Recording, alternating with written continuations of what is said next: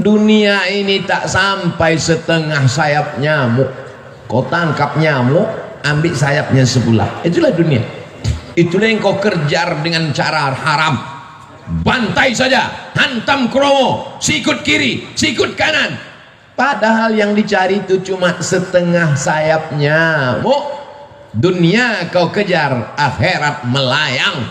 Akhirat yang kau cari, dunia datang bersimpuh di bawah tapak kaki. Ketika Tuan Haji Dasril, saya ingat, cuman pura-pura aja. Orang tulisannya ada kok. Ketika Tuan Haji Dasril Sultan Bagindo berjumpa sama Buya Hamka, apa kata Buya Hamka? Bukalah rumah makan. Karena ketika orang sampai di rumah makan, yang pertama kali dikasih air minum. Rumah makan Haji Dasril, orang kalau pertama dikasih air minum, bukan macam rumah makan tempat lain. Macam gurun Sahara, leher tak dikasih air minum. Kasih air minum. Orang kalau dikasih air minum pasti dia menyebut nama Allah, Bismillah. Setelah kasih air minum, kasih dia makan. Setelah dia makan, pasti dia ucapkan Alhamdulillah, mengalir pahalanya. Hidup simple, rezeki datang dari Allah. Lapangkan leher orang, penuhkan lambung orang, dia bayar alhamdulillah, tak dibayar na'udzubillah. Insya Allah rezeki melimpah ruah. Akhirnya dibukalah ini, muncullah begadang 5. Boleh tak begadang? Boleh kalau ada artinya. Begadang boleh saja kalau ada artinya. Kata Bang Roma, yang nggak percaya terlalu. Banyak orang silap, orang salah, disangkanya rezeki itu punya dia, padahal rezeki itu punya Allah. Carilah dengan bismillah, tutuplah dengan alhamdulillah, maka rezeki melimpah ruah. Haji Dasril Sultan Bagindo contohnya. Mau percaya alhamdulillah, nggak percaya bukti sudah ada. Saudara yang dimuliakan Allah SWT, orang dulu cari rezeki itu simple, mudah. Bangun pagi, sholat subuh, ke surau, ke masjid, ke langgar, ke musola, pulang ke rumah, sarapan, pergi ke kebun. Habis itu ngelihat sawah, ngelihat kebun, kemudian sholat zuhur berjamaah, habis itu menjelang asar pulang ke rumah. Tetap bisa dengan kumpul keluarga, tetangga, sahabat, jiran, kawan. Malamnya bisa wirid yasin, sorenya bisa datang, ada acara tahlilan bisa kumpul, silaturahim tersambung, meninggalnya husnul khotimah. Orang sekarang berangkat sebelum ayam berkokok. Ayam belum bangun, dia udah bangun. Pulangnya ayam sudah tidur, dia baru pulang. Tidak pernah jumpa tetangga, tidak pernah jumpa anak, tidak pernah jumpa kawan, tidak pernah silaturahim, semuanya online. Tapi penyakitnya offline. Pergi pagi, pulang petang, peras keringat, banting tulang, tunggang langgang, luntang lantung, sholat tinggal, puasa tinggal, silaturahim tidak, rezeki tak dapat, penyakit datang. Itu kan yang terjadi pada masyarakat sekarang. Ke masjid tak pernah, yang dicari rezeki, bolak-balik kemana-mana cari duit. Setelah duit dapat, bulat-bulat diserahkan ke dokter spesialis. Dapat duit 1 koper, dimakan tak bisa. Mau makan nasi diabetes, mau makan gulai kambing kolesterol. Apalagi sempat menikmati hidup? Tak sempat. Orang dulu hidup sederhana, rezeki luar biasa, barokah mengalir sampai mati, sempat pula membangun surau dan musola. Hari ini kita sedang belajar bagaimana mau maknai hidup. Berangkat pagi kena macetnya 2 jam, pulang sore macetnya 3 jam, sampai di rumah sudah teler, sholat tinggal, puasa diqadha di hari tua sudah kena mah akut usus dipotong. Apalagi nikmat hidup, tinggal sakaratul maut, mati. Tapi begitu hidup mengurut aturan ulama, bukalah rumah makan, kasih orang minum, kasih orang makan, rezeki melimpah ruah. Tapi kalau ada hutang 555 perak, yang 5 perak mesti dibayar.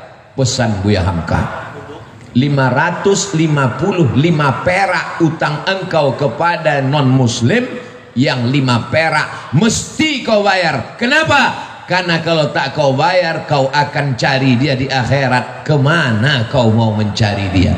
Itu dipegang oleh Haji Dasril Sultan Bagindo sampai umur 79 tahun. Amanah, jujur, kata orang sekarang, berintegrasi, berintegritet, berjujur, amanah. 5 perak guys, 5 perak, 555 perak. Adik-adik sekarang yang muda-muda masih sempat nengok duit limper? Nggak pernah. Yang senyum berarti udah tua. Saya masih sempat beli bonbon limper 5 perak, gambar burung. Duitnya itu tidak terlalu terang. Kalau duit 100 terang dia. Duit 5 perak, 5 perak kata Buya Hamka, kalau kau curang, maka nanti kau akan membawa kecurangan itu pada hari kiamat. Itu dipegang Haji Dasril sampai hari ini. Ustadz kok tahu? Saya kan sebelum ceramah saya cari bahan duluan. Saya ngobrol-ngobrol terus, maka saya kalau ketemu sama orang, banyak orang kalau ngobrol sama saya, Ustadz ternyata kalau di luar mimbar Ustadz pendiam ya. Ngapain saya ngobrol? Saya ngomongnya di pas ceramah aja. Pas nggak ceramah masa saya ceramah juga? Kalau ada orang ngomong saya dengar. Oh, perjalanan hidup yang luar biasa. Oleh sebab itu maka buah dari yang kita lihat sekarang ini adalah buah dari kejujuran. 5 perak mesti kau balikkan.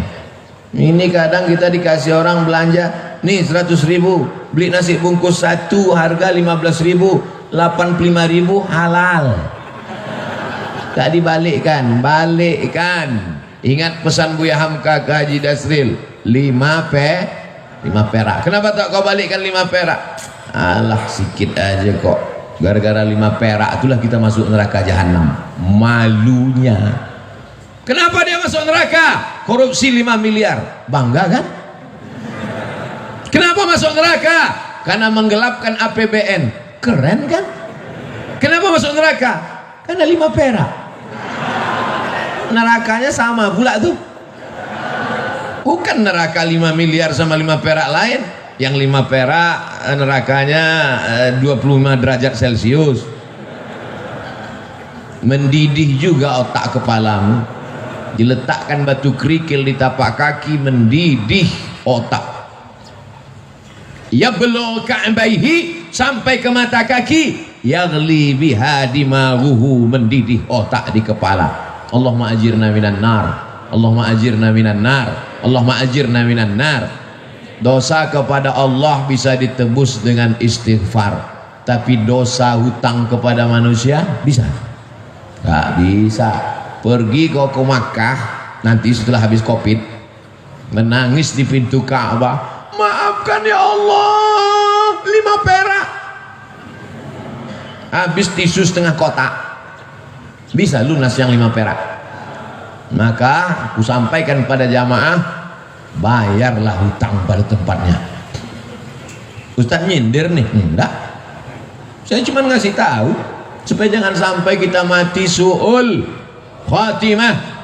Orang yang doanya tidak dikabulkan Allah, tak diterima Allah, Mengapa doanya tak dikabulkan Allah? Mat'amuhu haram, makan haram.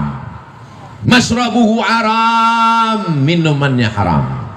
Malbasuhu haram, pakaiannya haram. Kenapa? Gara-gara memakan duit orang. Ajarkan anak-anak kita jujur, ajarkan anak-anak kita berkarakter, jangan sampai dia makan. Kenapa? Apa masalah? Orang itu kesilau di luar, itu tak masuk surga kan? Tembakan ke orang itu jendela.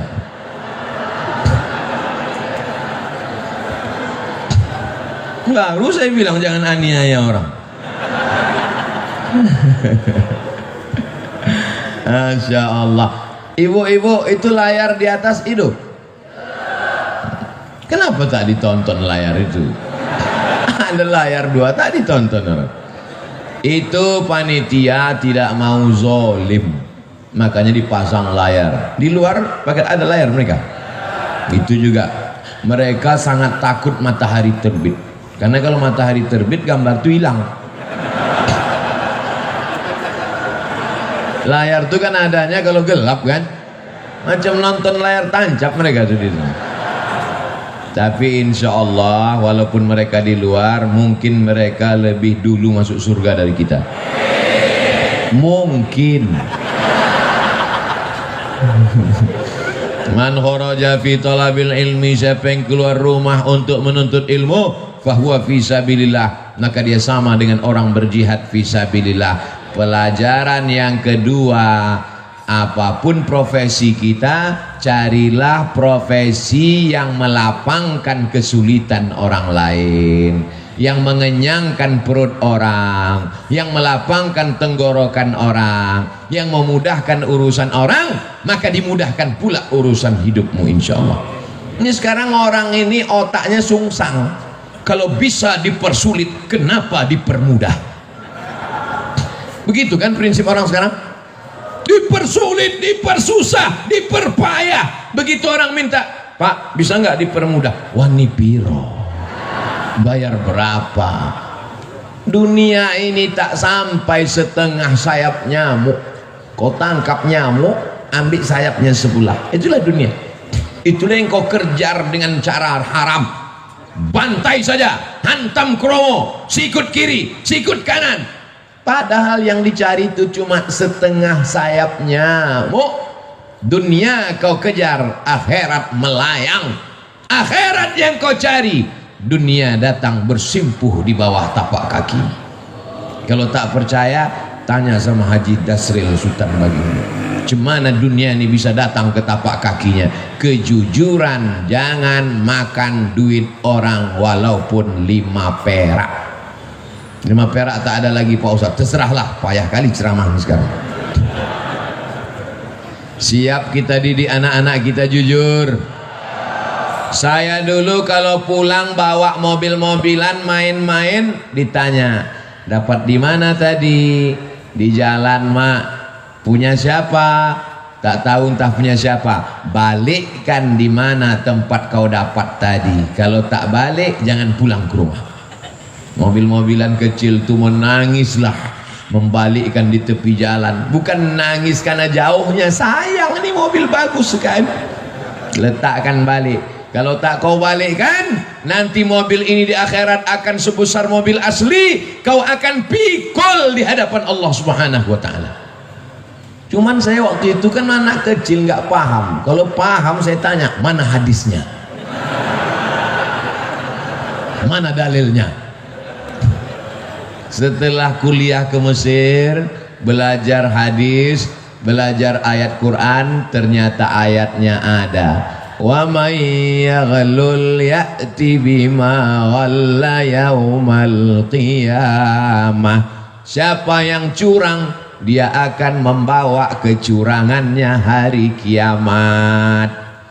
Masuk ke rumah makan, rendang ada, gulai ada, sup ada, ayam goreng ada. Tiba-tiba bagian bawah ayam goreng itu diambil sikit, yang rendang dicolek sikit, Yang jual nggak tahu akan kau pikul seperempat ayam goreng hari akhirat. Kalau ada nanti di akhirat yang mikul mobil dinas plat merah, keren kan? Kalau ada nanti yang mikul APBD, APBN, keren kan? Tapi kalau yang mikul ayam goreng, malunya di akhirat. Mikul bakwan, wa mayyalul, siapa yang curang, ya'ti bima walla yaumal qiyamah, kau akan membawa kecuranganmu pada hari kiamat. Dosamu kepada Allah, salat sunat taubat 2 rakaat, beristighfar, selesai. Tapi dosa kepada manusia bisa.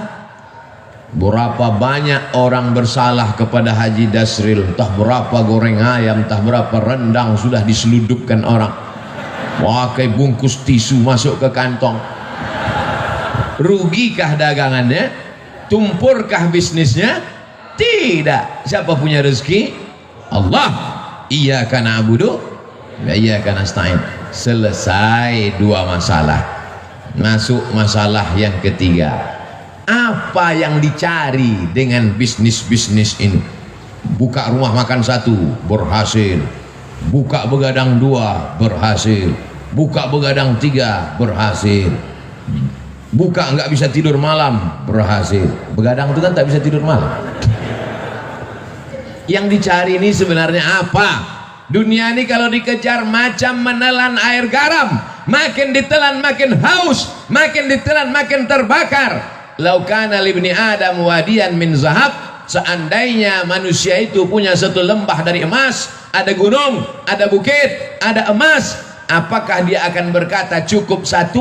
Pasti dia akan minta tambah. Tapi beda dengan yang satu hamba Allah ini, dibuka usaha ini banyak untuk bangun masjid. Dibuka usaha ini banyak. Ustadz Abdul Somad ini ada tanah 2,5 hektar, sudah dibangun kelasnya lebih 30, sudah dibangun kantornya, musola masjidnya 60-70% siap. Ambillah Ustadz Somad.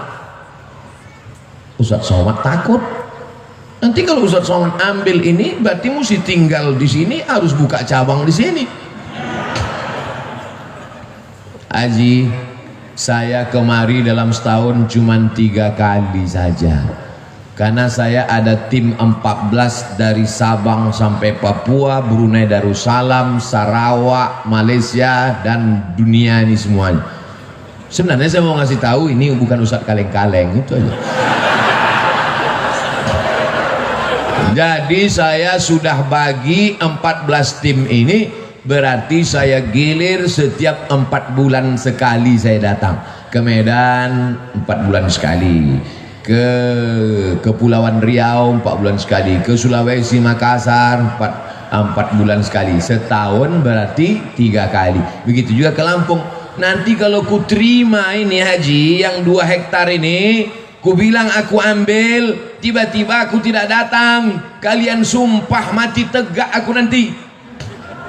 Buat saja namaku di situ penasehat. Supaya apa? Supaya jangan dibilang orang siapa itu? Itu Ustadz Somad yang penipu itu. Sudah diambilnya 2,5 hektar sama kelas-kelasnya, sudah diwakafkan untuk dia, tiba-tiba tak datang dia, disuruhnya pula orang lain datang. Jangan masukkan saya ke yayasan. Yayasan itu ada 5. Ada pembina, ada pengawas, ada ketua, ada sekretaris, ada bendahara. Jangan masuk saya ke dalam struktural. Penasehat Profesor Dr. Abdul Somad LC MA PhD Datuk Sri Ulama Setia Negara Kai Jaga Mangku Dilaga. Panjang situ. Nanti kalau aku datang kemari setiap 4 bulan, kumpulkan guru-guru ini, kumpulkan orang yayasan ini, baru kita nasihati mereka. Bagaimana supaya anak-anak ini hafal Quran, bagaimana supaya wali murid ini masukkan anaknya, bagaimana supaya anak muda ini selamat dari narkoba, selamat dari zina. maka kita nanti berkawan di dunia, bertetangga kita di surga insyaallah haji. Karena kalau sampai ku ambil 2 hektar ini harganya 1 meter berjuta bermiliar, datang jahat otakku nanti, datang khianatku nanti. Aku ingin jangan sampai kita rusak hubungan gara-gara harta dan materi. Buatlah yayasan, masukkan dia dalam wakaf. Karena kalau sudah dibuat yayasan, la yuhabu, tak bisa dihibahkan ke orang lain, wala yurasu, tak bisa diwariskan, wala yuba'u, tak bisa dijual belikan, kekal abadi sampai hari kiamat, mengalir pahalanya ke makam kita haji. Nanti anak-anak itu akan baca Quran haji, anak-anak itu malam nanti akan tahajud di masjid itu, pagi-pagi mereka akan belajar, maka pahalanya mengalir ke makam kita haji. Itulah yang mau kita cari di dunia ini. Lapang makamku, terang kuburku, lapang pula makammu. Adapun makam jamaah ini kita belum tahu. Kalau makam kami dah selesai, makam jamaah uruslah masing-masing. Masa kami juga yang ngurus makam? Jadi banyak orang sekarang yang dipersiapkannya rumah menjelang pensiun. Alhamdulillah Pak Ustadz, saya pensiun 2 bulan lagi, tapi 100 pintu kos-kosan sudah siap. Mohon Ustadz nanti tanda tangan prasastinya ya. Padahal niatnya dalam hati mau manas-manasi saya aja. Disangkanya saya tergoda. Wih, saya tidak tergoda dengan itu, karena belum tentu kita sampai pensiun malaikat maut datang. Tapi ketika yang dibangun masjid, yang diwakafkan pesantren tahfiz Quran, itulah yang membuat saya cemburu luar biasa. La hasada illa fisnataini, tak boleh cemburu hasad kecuali pada 2 perkara. Yang pertama, rajulun atahullahu malan, ada orang yang dikasih Allah harta, dipakainya harta itu pagi, siang dan malam untuk menolong agama Allah. Itulah yang mesti kita cemburu. Adapun orang yang jadi pejabat tinggi paling lama 2 periode, itu pun kalau tak datang KPK. Adapun orang kaya karena mengejar dunia, tak perlu kita cemburu, karena rumahnya tinggal, mobilnya tinggal. Tapi kalau orang bangun masjid, masjidnya tinggal, pahalanya mengalir.